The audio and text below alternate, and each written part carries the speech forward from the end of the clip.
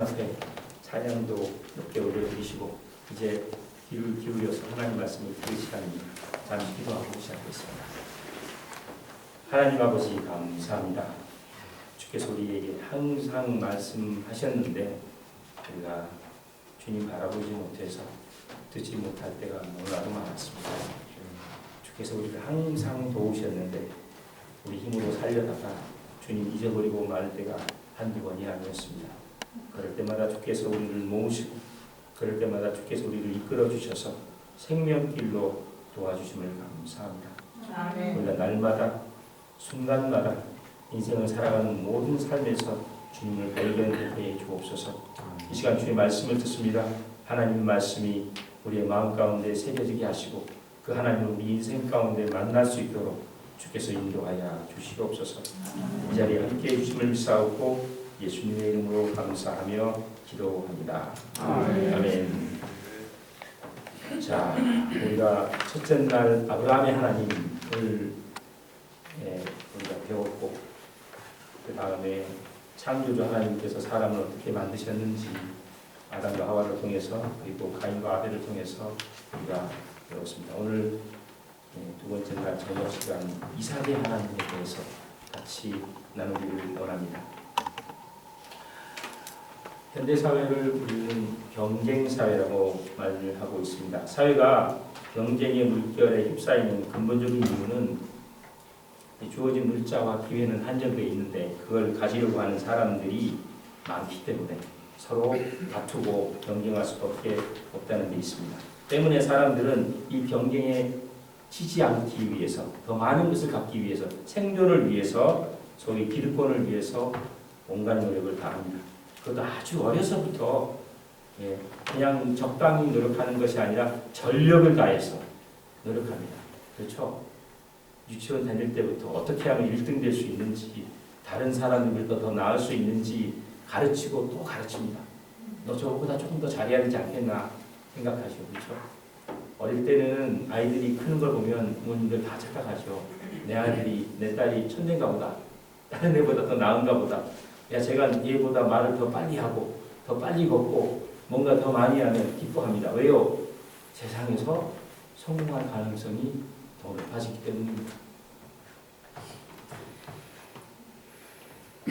경쟁에서 이긴 사람들은 그나마 그 경쟁의 결과물을 먹고 그나마 만족하고 여유를 갖지만 인생에서 패배한 사람들, 뺏긴 사람들의 그 결과는 그야말로 비참합니다. 사정을 봐주지 않습니다. 아무도 그 마음을 이해할 수 없는 것입니다. 그야말로 있는 것도 잃어버리고 인생에서 실패자가 되며 인생의 장에서 뒤로 물러나 앉게 되는 것입니다. 요즘은 교회들도 경쟁하죠. 그렇죠? 하나님 믿고 서로 도와야 하는 교회들도 경쟁합니다. 아, 저 교회 가니 건물이 크고 저 교회 가니 교회 신도수가 더 많고 저 교회 가니 헌금을 많이 하고 저 교회 가니 성도들이 봉사원신을 많이 하다. 교회 안에서도 경쟁합니다. 우리 장로님 다른 사람보다 더 잘하십니다. 우리 목사님 우리 저 사람보다 더 잘합니다. 이 평신도가 저 사람보다 성경을 많이 합니다. 자랑하죠. 경쟁합니다. 그러다 보면 천국도 순서대로 간다고 생각합니다. 누가 먼저 앞자리에 가서 앉는가? 누가 먼저 천국에 그 첫 자리에 가서 앉을 수 있을까? 경쟁합니다. 그런데 봉사원신을 못하고 그게 자이든 타이든 적극적으로 나서지 못하고 교회 안에서 뭔가를 할 수 없는 사람들은 괜히 기가 죽고 예배 드릴 때마다 미안한 마음 갖게 되는 것입니다. 하지만 이러한 경쟁, 이러한 작금의 상황이 하나님께서 원하시는 것이 아니라는 사실은 우리는 어렴풋이나마 알고 있습니다. 하나님이 진짜로 원하시는 게 뭘까 다시 한번 생각하게 되는 것입니다. 경쟁은 실제로는 신앙의 핵심을 놓치게 하는 아주 심각한 문제를 발생시킵니다. 하나님 앞에서 잘하는 것이 뭐가 문제인가? 하나님 앞에서 다른 사람보다 더 헌신하는 게 뭐가 문제인가? 사람들이 생각합니다. 그러나 그만큼 나가는 그 즉시 누군가가 나 때문에 상처받을 수 있고 누군가가 교회 안에서 숨을 죽이고 살아갈 수 있고 누군가가 하나님을 만날 기회가 박탈당하는 것을 우리가 간과할 때가 많이 있는 것입니다. 우리가 오늘 읽은 본문 말씀은 바로 이러한 현실을 살아가는 현재의 경쟁 사회를 살아가는 현대인들에게 어떻게 하면 하나님이 기뻐하시는 삶을 살아갈 수 있을까? 어떻게 하면 하나님이 원하시는 삶을 살아갈 수 있을까를 가르쳐주는 아주 귀한 말씀입니다. 바라기는 저와 여러분 모두 오늘 말씀을 통해서 하나님의 자녀로서 귀한 마음을 품고 살게 되시기를, 그래서 참된 그리스도의 제자로서 부끄러움 없는 삶을 살게 되시기를 예수님의 이름으로 축원드립니다. 아멘. 오늘 본문에 등장한 주인공 바로 아브라함의 아들 이삭입니다. 이스라엘은 자신의 정체성, 우리가 어떤 민족이다라고 얘기할 때 뭐라고 말합니까? 아브라함의 하나님, 이삭의 하나님, 야곱의 하나님을 섬기는 민족이다라고 자신을 정의합니다. 그만큼 이 세 사람이 이스라엘의 정체성을 구성하고 그 믿음을 이야기하는데 빠져서는 안 되는 사람들입니다. 그만큼 그 무게도 의미도 무겁습니다. 그런데 조금 더 자세하게 들여다보면 아브라함은 그리고 야곱은 왠지 모르게 좀 스케일이 크고, 그렇죠? 믿음도 확 드러나고, 그리고 모험도 하고, 이 실패가 됐던 성공이 됐던 굉장히 드라마틱하게 성경에서 설명하고 있습니다. 거기에 비해서 우리 이 사람은 상대적으로 왠지 좀 왜소하고, 그리고 단조롭고 소소한 일상만 있습니다. 특별한 일을 한 것도 없습니다. 그냥 아버지 따라서 쫓아다니면서 제사 드렸고, 그렇죠?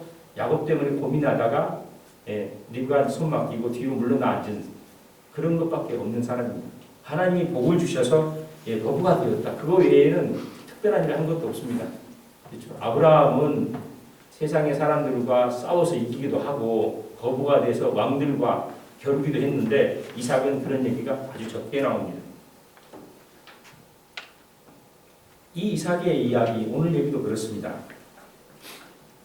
이삭이 가나안 땅 여러 곳을 돌아다니다가 정착할 곳을 얻지를 못했습니다. 아버지 아브라함이 돌아가시고 난 다음에 이 사람의 세력이 제대로 뿌리 내릴 장소를 찾지 못한 것입니다. 한 곳을 정착할 곳을 찾았다고 싶으면 그 기쁨도 잠시, 그 토착민들, 토착 블레셋 사람들이 일어나서 그랄 사람들이 일어와서 이삭을 적극적으로 반대하고 공격했습니다. 오늘 본문에 보시면 이삭이 농사를 했는데 100배나 거두는 거부가 되었습니다. 다른 사람이 잘 되는 거 보고 좋아하는 사람들 보셨습니까?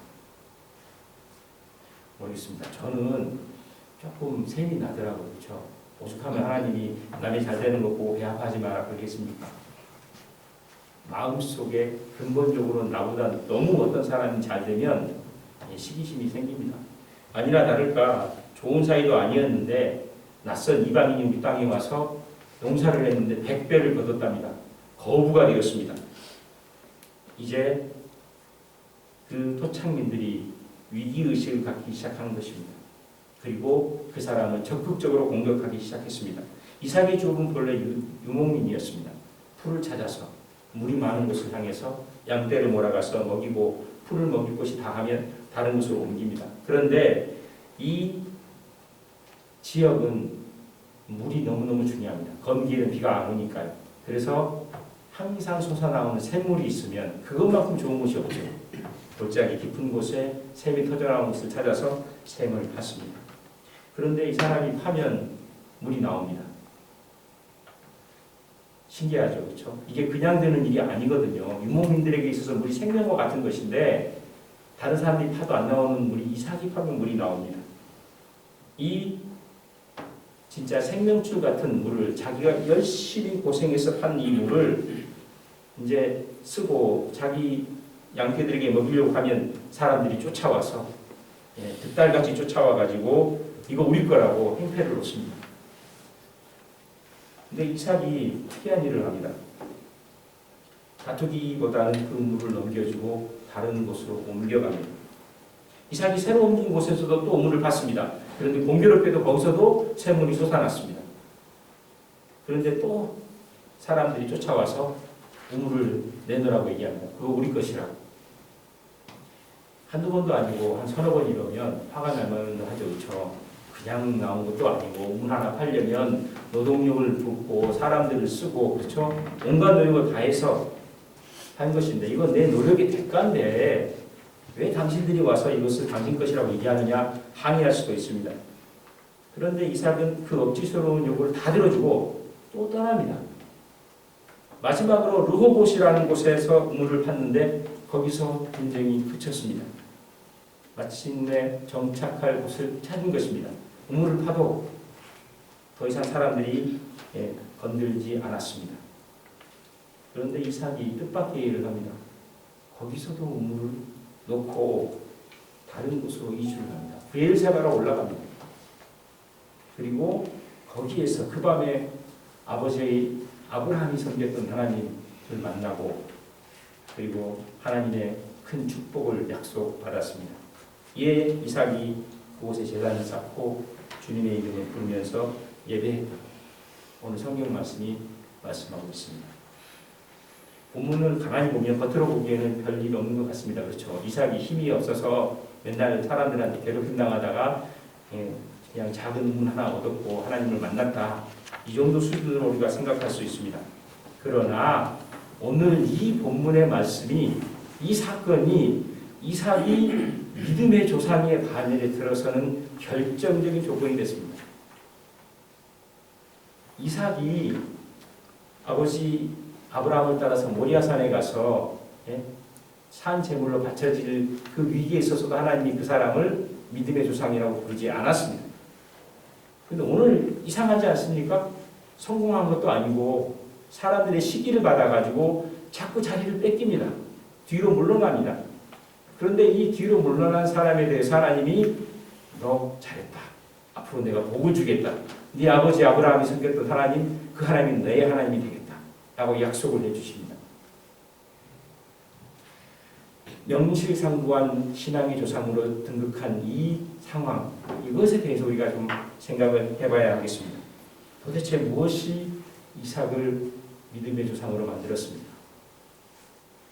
유목을 주업으로 삼고 살았던 이 이삭에게 있어서 천신만고 끝에 찾아낸 물길이라고 하는 것은 생명줄이라는 것, 이삭이 모를 게 없습니다. 그렇죠? 어렸을 때부터 그렇게 알고 있었습니다. 때문에 살아남기 위해서 자기 권리를 주장하고 지키는 거 당연한 겁니다. 내가 살기 위해서 최소한의 권리를 지키는 거 당연한 거죠.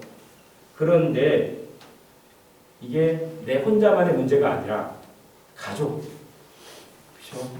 나 혼자 먹고 살려고 하는 게 아니고 내 가족을 먹여야 되고 내 친족과 나와 함께하는 사람들을 먹여 살려야 되는 것이면 단순한 개인의 문제가 아닙니다. 이제는 어떻게 해야 됩니까?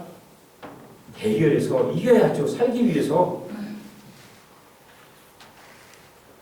자신뿐만이 아니라 전체 공동체의 이익과도 연관이 있는 일이었습니다. 그런데 이런 일을 아무 책임감 없는 사람처럼 그냥 넘겨주고 떠납니다. 분명한 것은 이삭이 힘이 없어서 물러난 것이 아니라는 것입니다. 그 아버지 아브라함이 했던 것을 이삭은 잘 보고 배웠습니다. 이삭에게 있어서 아버지가 사병을 기르고 그렇죠? 그 당대에 국가들이 있었던 상황에서 롯이 잡혀갔을 때 그 군대들을 다 격파하고 데려왔던 것을 기억할 것입니다. 유목민에게 있어서 자신의 사명을 기르는 거 굉장히 중요한 일입니다. 경계가 없이 돌아다니는 사람들에게 경계를 하는 그 사령들이 있다는 것은 필수적인 것이거든요. 분명한 힘이 있었습니다. 그 바로 직전에 이 사람 농사를 해서 100배나 거두었습니다. 물질적으로도 충분했습니다. 외인병을 들여도 몇 명 더 들여서 싸워서 이겼을 것입니다. 아버지 아브라함으로부터 받은 유산도 많았을 것입니다. 유력하고 힘도 있고 능력도 있던 사람이 바보처럼 자꾸 뒤로 물러납니다. 왜 이삭이 그렇게 물러났을까요? 결론부터 말씀을 드리면 이삭은 자신의 삶 가운데 역사하시는 하나님을 믿었기 때문입니다. 비록 자신에게 너무나도 필요한 우물이었지만 하나님의 인도하심을 믿으면서 블레셋 사람들에게 양보했던 것입니다. 바보 같은 짓이죠. 안 그렇습니까? 다 다 잡은 고기를 요리까지 해서 남한테 바칩니다. 저기 물길이 있다 그런 것도 아니고 내 사람들 다 데려다가 다 파서 먹을만 하면 남한테 줍니다. 손해보는 거, 지는 거, 명확한 것입니다. 우리는 잘못 생각할 때 있죠. 하나님을 믿으면 성공할 거라고 생각합니다. 하나님을 믿으면 다른 사람보다 강해질 거라고 생각합니다. 하나님을 믿으면 내가 다른 사람을 이기고 또 이겨서 최고가 될 거라고 생각합니다. 내가 지금 당장은 패해도 반드시 이길 것이라고 마음속에 은근히 마음을 두죠. 그렇죠? 지금 내가 눈물을 삼키지만 언젠가 한번 두고 보자. 이런 마음 사람들 먹고 삽니다. 근데 뜻밖의 하나님의 축복이 임합니다. 그 사람이 하나님을 믿고 뒤로 물러나면 하나님이 그 사람에게 세금을 주십니다. 그 사람이 하나님을 믿고 양보하면 하나님이 새로운 셈을 또 주십니다. 하나님 앞에 자신의 모든 것을 맡기고 주님의 개입하심을 믿고 손해를 보니까 믿음의 조상으로 등극하게 되는 것입니다. 막상 우리 안에 삶 속에서 권리와 우리가 받은 어떤 특권을 포기하는 것 쉽지 않습니다. 그것이 천신만고 끝에 열심을 다해서 전력을 다해서 얻은 것이라고 할 때 그건 놓기 쉽지 않습니다.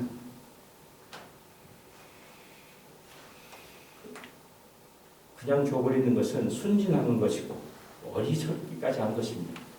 당장 내 삶을 유지하는 것도 힘든데 내일은 고사하고 오늘도 기약할 수 없는 이 상황에서 하나님 앞에 주님을 의지해서 권리를 포기하고 양보하는 것, 전쟁하는 도중에 무기 내려놓고 나 죽이라고 나서는 것과 다른 말이 아닙니다.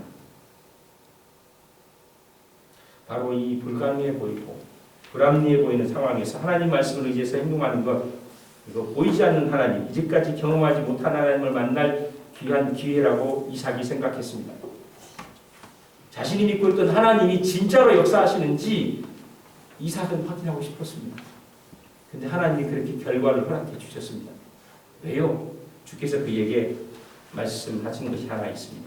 성경은 하나님의 나라는 말에 있지 않고 능력이 있다고 말을 합니다.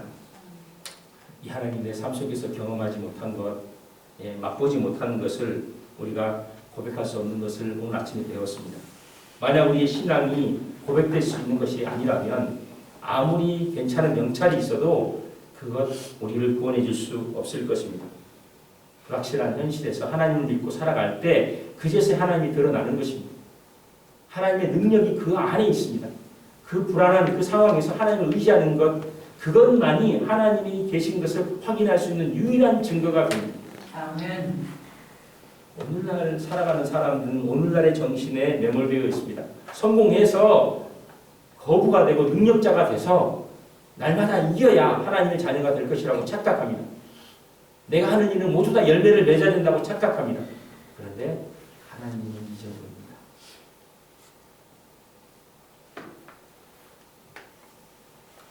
오늘 말씀에 하나님께서 역사하시는 것이 특히 이삭의 행동이 이거 좀 양보하면 하나님이 나중에 돌려주시겠거니 그래서 이삭이 이걸 포기한 것 아닌가 생각할 수도 있습니다.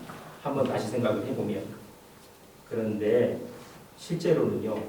우리 현장 속에서 우리 믿음의 생활 속에서 뭔가를 양보하고 포기하면 좋아하시는 것보다는 손해가 날 때가 더 많습니다. 내가 저 사람 위해서 기도하고 저 사람 위해서 도와줬는데 좋은 소리 듣기보다는 안 좋은 소리 듣는 때가 더 많습니다. 두고 사람과 부딪혀서 상처가 될 때가 더 많습니다.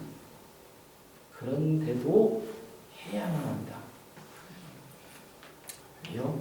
그게 하나님이 원하시는 사람이기 때문에. 이게 소화가 잘 안 되실 것입니다. 왜 하나님 우리 보고 손해보라고 하나? 왜 하나님 우리 보고 뒤로 물러나라고 하나? 왜 하나님이 나보고 내 가진 것을 내어놓으라고 하나? 나는 성공하고 싶은데 그럼 하나님도 잘 섬길 수 있을 것 같은데 왜 하나님은 나보고 맨날 뒤로 물러나라고 하냐? 성경이 이렇게 내 권리까지 포기하면서 뒤로 물러나야 할 이유를 마태복음 5장 9절에서 이렇게 말씀합니다. 화평하게 하는 자는 복이 있나니 그들이 하나님의 아들이라 일컬음을 받을 것입니다. 화평하게 하는, 평화를 이루는 것. 그리스도 안에서, 하나님 안에서 평화를 이루는 것이 내가 성공하는 것보다 더 중요한 일이라는 사실을 아는 사람이 바로 하나님의 사람이라는 것입니다. 그게 하나님 마음에 딱 맞는 사람이라는 것입니다. 그게 가치가 있어서 내가 천만금을 주고도 그거 이루고 싶다. 그래서 그렇게 쏟아붓고도 가치 있는 일을 했다라고 마음속에 만족감을 느낄 수 있는 사람. 그 사람이 하나님의 사람입니다. 화평을 이루는 것, 평화를 이루는 것, 나와 함께 살아가는 사람들과 평화를 이루는 것, 그것이 하나님께서 우리를 자녀 삼으신 근본적인 이유입니다. 세상 사람들은 붙으면 서로 싸워서 이기고 위에 서려고 합니다. 한 사람은 패배자가 생기고 한 사람은 승리자가 생기죠. 그게 일반적이고 너무 자연스럽습니다. 그런데 하나님의 백성은 그 불가능한 상황에서 뒤로 물러나서 평화를 이루라고 말씀하고 있는 것입니다. 그게 하나님의 생각, 하나님의 가치관입니다. 하나님이 그것을 귀하게 보십니다. 이 세상에서 그것이 다 갚아지지 못하더라고요.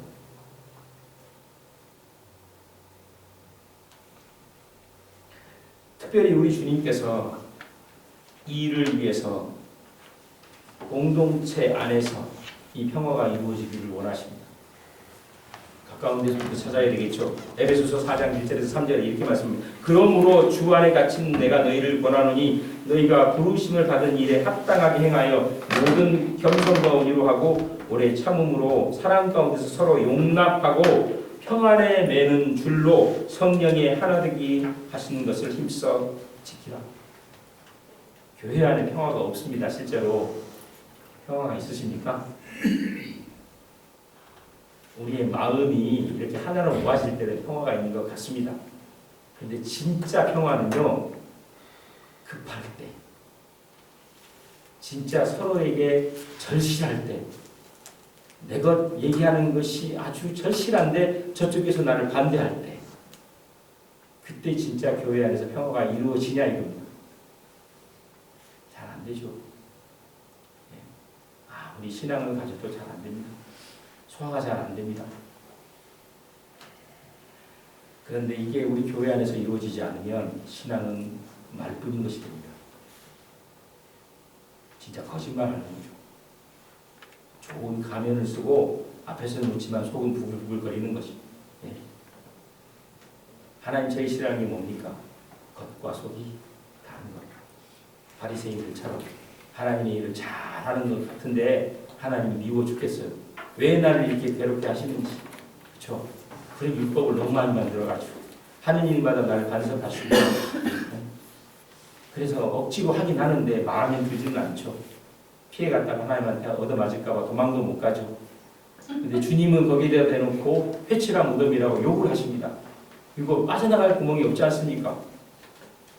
원하지도 않는 곳에 왔는데 앞으로 갈 수도 없고 뒤로 갈 수도 없습니다. 교회 생활을 그만하자니 마음이 좀 답답하고 하자니 앞에 있는 사람이 버겁고 다른 공동체를 가도 거기가 거기입니다. 다르지 않습니다. 한국이 거기에 가면 뭐 달라질 것 같습니까? 거기도 똑같습니다. 사람이요 별 차이가 없습니다. 사람이 별 차이가 없습니다. 주님 안에서, 주님의 공동체 안에서 평화가 이루어져야 되는데 어떻게 해야만 합니까? 어떻게 참아줄 수 있고 어떻게 내가 양보하고 뒤로 물러나서 하나님의 백성으로서의 삶을 살아갈 수 있습니까?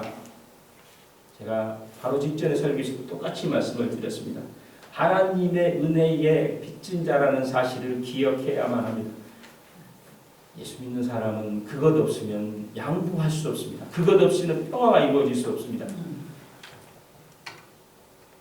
주님의 은혜가 우리 안에 넘치지 않으면 평화가 이루어질 수가 없습니다. 그래서 교회의 모든 성도들이 기도해야 됩니다. 하나님, 이 불가능한 평화를 이루어 주옵소서. 주님이 함께해 주셔서 섞이지 않고 하나 될 수 없는 마음을 도와주옵소서.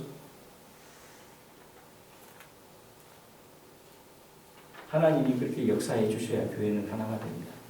인간적으로 잘 녹잡해가지고 마음 잘 맞추고 음식 잘 얻어먹고 서로 이렇게 정치적으로 모여가지고 하나 되는 공동체, 교회가 아닙니다. 그건 교회라고 할 수가 없습니다. 어느 순간 가면 서로 마음이 바뀌고 서로 부딪히고 결국 사람의 이름이 드러납니다. 그러면 당장 불평이 나오죠. 하나님의 이름이 찬양받으실 이유는 하나님이 역사하실 때밖에 없습니다. 성도가 엎드려 기도해야 됩니다. 하나님, 이 평화를 이루어 주옵소서. 내가 저 소화 안 되는 저 사람을 소화시키게 도와주옵소서. 하나님이 내게 은혜를 베풀어 주셔서 사랑할 수 있게 도와주옵소서. 하늘로부터 내려오는 은혜가 없는데 어떻게 내가 저 사람을 사랑할 수 있겠습니까? 아무리 공부하고 아무리 노력해도 안 됩니다. 하나님 위에는 방법이 없습니다. 이삭이 그렇게 할 수 있었던 것은 하늘로부터 내려온 하나님의 응답, 하늘로부터는 그 평안이 그를 감싸고 있었기 때문입니다. 그래서 손해보는지 뻔히 알면서 뒤로 물러갔습니다. 하나님이 원하시는 것을 명확하게 알았습니다. 가족들이 비난하는 것도 들으면서도 뒤로 물러갔습니다. 자신의 공동체가 위험에 처한 것 뻔히 알면서도 뒤로 물러갔습니다. 왜요? 하나님, 주님이 역사하실 줄 알았으니까. 하나님의 은혜가 내게 넘쳤다는 사실을 기억하고 있으니까. 내가 아버지 딸을 갖다가 죽을 뻔한 사람이에요. 그렇게 생각하고 있었을 거예요, 아마. 그렇죠? 그 당연히 수장 하나가 있어서 살아남았지, 없었으면 당장에 제사상에 올라갔을 거예요. 근데 하나님이 날 살려주셨어요. 그 기억이라도 갖고 있었던 사람이 바로 이삭입니다. 하나님이 자신을 구원해줬다는 사실, 은혜의 빚진 자라는 사실을 이삭이 알고 있었기 때문에 물러나는 것입니다. 하나님의 이 평화가 우리를 넘어서 그리고 밖으로 드러나야만 합니다. 아브라함의 복이 임했습니다. 그렇죠? 복이 되고 복의 근원이 되는 것. 그 아브라함의 하나님은 이삭이 다시 섬기게 됩니다. 그래서 이삭도 복의 근원이 됩니다. 어떻게 했습니까? 그 사람이 양보함으로 하나님을 믿지 않았던 이방 사람들조차 복을 얻었습니다. 샘을 얻었습니다. 하나님을 믿는 사람은 저렇게 살아가는구나. 사람들 앞에 하나님을 증거했습니다. 복의 근원이 되었습니다. 그리고도 복을 받았습니다. 그래서 이 사람이 알았습니다. 내가 유목을 하고 셈이 너무너무 중요한 건 아는데 그 셈 놓고 다시 브엘사바로 나아간 것입니다. 거기서 첫 번째 한 게 뭡니까? 셈 팠습니까? 아니요. 제단. 하나님 앞에 제단을 쌓았습니다. 그랬더니 하나님이 거기서도 국물을 주셨습니다. 이런 하나님의 도우심의 역사가 없으면 하나님 믿을 이유가 없습니다. 우리의 생명을 믿음에 걸었지 않습니까? 우리의 인생을 믿음에 걸었지 않습니까? 여러분의 인생 가운데 단 한 번이라도 하나님이 살아서 나를 구원하신다는 사실을 경험해 봐야 됩니다. 죽음이 멀리 있는 것이 아닙니다. 제 나이가 얼마 되지 않았는데도 제 동기 중에 몇 사람 벌써 갔습니다. 뜻밖의 다 준비되어 있다고 생각했는데 그냥 가버리더라고요. 옆에 있던 사람들 너무 빨리 가버립니다. 안타깝습니다. 왜요? 하나님을 경험할 기회가, 하나님이 얼마나 위대하신 분인지, 하나님이 얼마나 나를 사랑하시는 분인지 느낄 수 있는 기회가 우리 앞에 있었는데 놓쳐버린 경우가 있기 때문입니다. 여러분에게 주어진 인생은 하나님이 얼마나 아름다운지 그 드라마를 쓰시는 연극 무대입니다. 연극 아니면 영화 티켓 사고 들어가서 아주 무서운 영화나 아주 뭐 액션 영화 이런 거 볼 때 이거 끝나고 내가 집에 갈 수 있나 없나 이거 고민하시는 분 계십니까?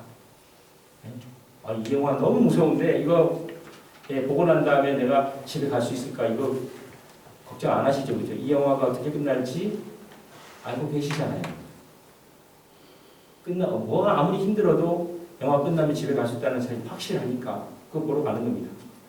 하나님을 믿고 하나님 안에 살아가는 사람은 마치 그와 같이 인생을 삽니다. 용기를 가지고 삽니다. 내 것 줘도 하나님이 나를 채우실 것이라고 믿습니다. 내 삶 가운데 역사하시는 하나님을 고백하며 살아갑니다. 세상 사람들이 비난해도 그를 통해서 복받는 사실을 부인할 수 없게 만들어 주십니다. 하나님은 그렇게 자랑받기를 원하시지 내 것을 짜가지고 없는 것 쥐어짜서 내놓으라고 하시는 분이 아닙니다. 네, 우리가 하나님을 그렇게 생각하죠. 다른 사람 이겨먹고 내가 많이 가져서 하나님을 높이겠습니다라고 착각하죠. 네, 먼저 구할 것이 있습니다. 하나님의 이름이요. 하나님의 마음이요. 하나님, 주님 원하시는 게 뭡니까? 양보하고 평화를 이루는 것이다. 예수 안에서 하나님을 믿고 주님의 역사심을 믿고 양보하고 한 걸음 뒤로 물러나는 것입니다. 세상 사람들 바보라고 얘기하죠. 그러나 우리는 가치 있는 것이라고 생각합니다. 왜요? 내 아버지의 이야기니까. 우리 부족해도 부모는 부모죠. 그렇죠? 그분이 날 사랑해서 한 말은 배운 사람의 몇백 마디보다 훨씬 중요하고 무겁습니다. 마음속에 하나님을 믿기를 바랍니다. 신뢰하시기 바랍니다. 그리고 확인하시기 바랍니다.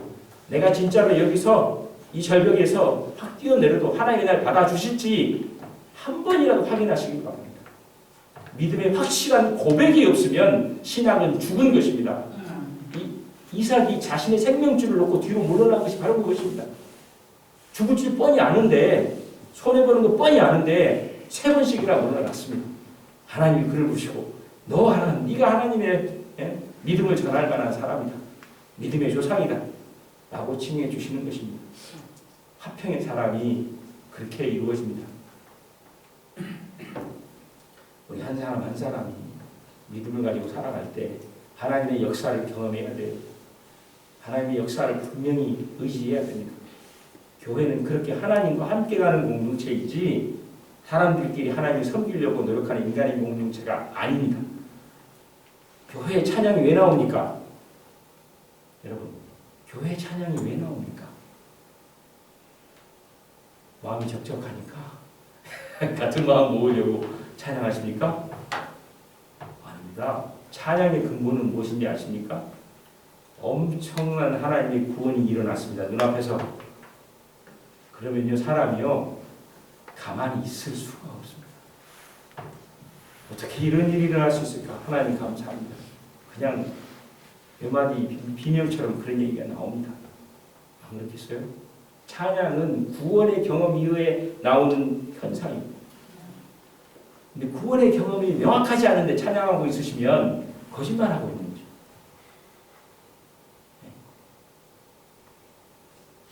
하나님 앞에 나갔는데 찬양의 목조가 내 마음을 다독여요.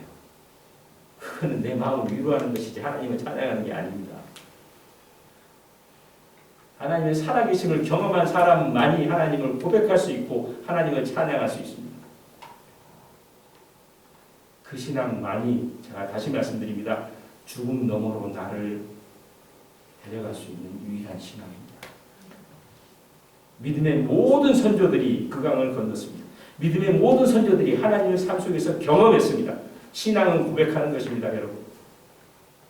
무릎 꿇고 기도하면 하나님이 들어주신 걸 확신하고, 그래서 하나님을 의지해서 내 삶의 모든 것들을 하나님께 맡기고 주님의 가치관과 하나님의 마음을 맞춰서 나아가는 것, 그게 예수 믿는 사람입니다. 세상 사람들이 저 바보 같은 짓이라고 지 기득권 놓고 뒤로 물러간다고 왜 쓸데없이 지냐고 얘기할 때, 하나님 때문에 내가 이거 한다, 하나님 있는 사람이기 때문에 내가 이거 감행한다, 삶의 증거를 가지고 보여줄 때 하나님이 드러납니다. 거기에 찬양이 있고 하나님께 경배가 있습니다. 우리 예배가 힘을 입는 것은 하나님의 역사를 교회에서 사라졌기 때문입니다. 누가 있습니까? 일 잘하는 장로님, 일 잘하는 권사님, 우리 목사님, 집사님 다 잘하셨습니다. 하나님 쏙 빠졌습니다. 제가 예전에 찬양팀 인도할 때 저는 찬양은 진짜 못합니다. 이 닥치라 그게 참 안 좋아요. 왜냐하면 꼭 드러나니까. 그렇죠? 그냥 대충이라도 가면 괜찮은데 꼭 혼자만 나와요. 그래가지고 찬양 못하는 거 다 보여주는데 악기도 제가 다루지 못하고 있는데 목사님이 찬양팀을 맡으라 그래서 억지로 맡았습니다. 근데 제가 영적 지도를 많이 했는데 찬양의 기술이나 그 사람들의 그 음악에 대한 소양이라는 것은 제가 따라갈 수가 없죠. 전문가들이니까. 목소리 하나를 내거나 악기 하나 연주를 해도 다릅니다. 그럼 제가 듣고 감탄을 하죠. 부럽죠. 찬양을 다 마치고 이제 찬양 세팅해서 하다가 보면 실수를 할 때가 있죠. 그렇죠? 어떤 친구는 나 공부하다가 바빠서 준비 못 해가지고 봅니다. 그러면 펑크를 내죠. 그러면 끝나고 나서 이제 예배 다 마치고 모여가지고 얘기하면 너 이거 잘못했지 않냐?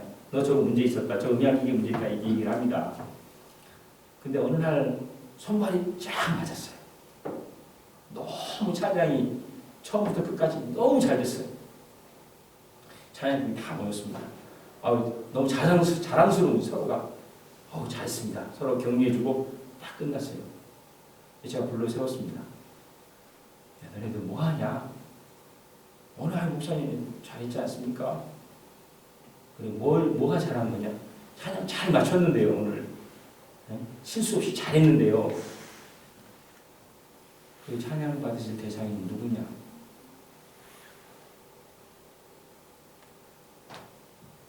자기들이 얼마나 잘했는 것만 관심을 갖고 있어요.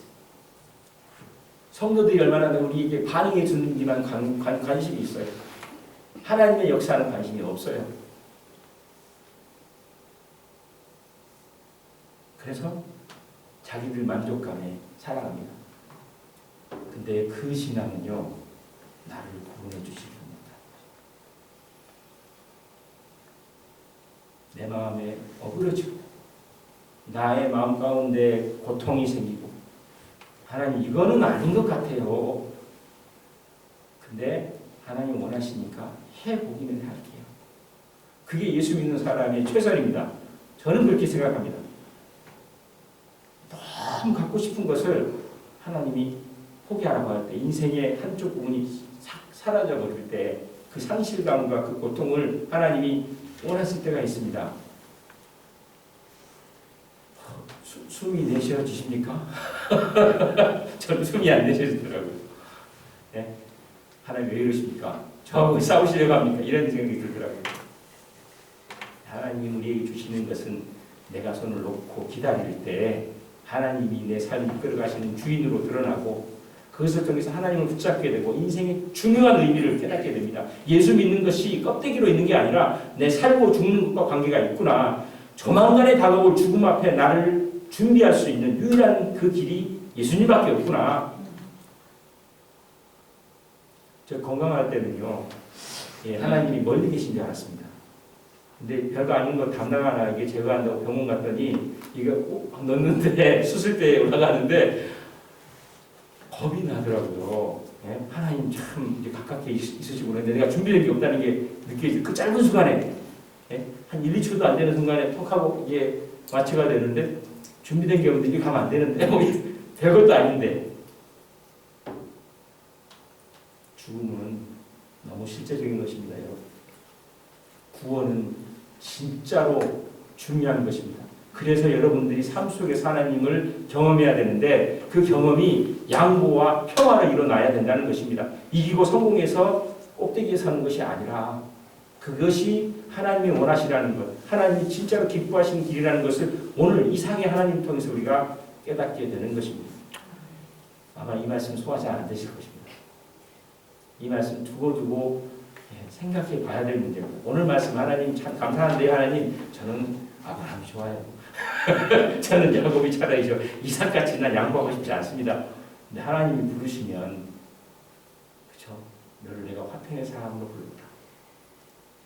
그러니 소화 안 되는 거 소화해버리고 노력해라. 용서할 거 안 되는 용서 못할 거 용서해보려고 노력해라. 그러면 하나님이 우리 가운데 오셔서 이삭에게 샘을 주신 것처럼 우리에게 평화의 샘을 허락해 주실 것입니다. 네. 말씀을 정리하고 마치겠습니다. 서로의 이익이 부딪히고 첨예한 갈등이 넘치는 이 사회 속에서 예수 믿어서 그리스도의 제자된 우리가 가장 먼저 추구해야 될 것이 내 권한이나 내 권리가 아니라 우리 구원해 주신 하나님의 뜻입니다. 우리를 구원해 주신 하나님의 뜻입니다. 하나님의 뜻은 이렇게 코업에 그리지 않습니다. 정확합니다. 하나님 내가 이거 하고 이거 할게요. 아니요. 지금 이거 포기해라. 뒤로 물러나라. 그렇게 얘기합니다. 그래 하나님 역사하시니까. 왜냐하면요. 신앙인에게 있어서 하나님은 인생의 목적 그 자체이고 신앙의 최종 종착지이기 때문입니다. 사람들과의 경쟁에서 이겨서 승리하는 것이 이기는 게 아니라 그 경쟁에서 지더라도 하나님의 뜻을 구하는 것, 그것이 성경이 말씀하고 있는 그리스도인들의 가치관입니다. 그것이 믿음의 조상 이삭에게 드러난 하나님의 가치관입니다. 성도들 가운데 싸우지 마세요. 한 걸음 물러서 주세요. 시간을 갖고 기다려 주세요. 참아 주세요. 그러면 기도하면 하나님이 평화를 이루어 주십니다. 소화 안 되는 게 소화가 되면 하나님 계셨구나. 같이 찬양할 수 있는 찬양의 제목이 생깁니다. 같이 예배할 수 있는 마음이 생깁니다. 갈등이 생겼을 때, 그렇죠? 아까 가인과 아벨처럼 원수가 나타났을 때 이 원수 관계를 끊을 수 있는 유일한 기회가 있는 것처럼 교회 안에 분쟁이 생기고 매일같이 전쟁이 있을 때 한 걸음 하나님 믿고 양보할 줄 알아야 되는 것입니다. 그게 하나님의 자녀입니다. 하나님 마음에 드는 사람입니다. 그게 천만금보다 더 중요한 것입니다. 그게 성공해서 하나님을 자랑하는 것보다 한 걸음 물러나서 패배자로 있는 것이 하나님을 더 기쁘시게 하는 일입니다. 어느 것을 선택하시겠습니까? 인생의 성공자가 돼서 하나님으로부터 버림받겠습니까? 아니면 내가 이 상황에서 지더라도 하나님께 인정받겠습니까? 그런데 이삭이 그렇게 뒤로 물러났는데도요, 지지 않았습니다. 하나님 그에게 다시 새 힘을 주셨습니다. 이삭이 사람들과 경쟁하기보다 자신의 것을 양보하고 하나님의 평화를 이룸으로 믿음의 조상이 되었던 것처럼 오늘날도 예수님을 구주로 믿고 살아가는 그리스도인들에게 서로의 양보와 배려를 통해서 하나님의 평화를 이루기를 원하십니다. 그러므로 성도 여러분, 주님의 이 뜻을 따라서 모든 상황에서 하나님의 참된 평화를 추구하기를 바랍니다. 그 무엇보다도 이 주님께서 주시는 이 평화를 세상에 전하는 발걸음이 되기를 바랍니다. 어떻게 해요? 한 걸음만 양보하십시오. 한 걸음만 참아주십시오. 그리고 하나님 앞에 기도하십시오. 하나님, 우리 가운데 평화를 허락해 주옵소서. 그래서 우리 온 공동체가 한 마음으로 예배할 수 있도록, 한 마음으로 찬양할 수 있도록 도와주옵소서. 이것이 오늘 성경 말씀이 말씀하고 있는 하나님의 뜻입니다. 잠시 기도하겠습니다. 우리가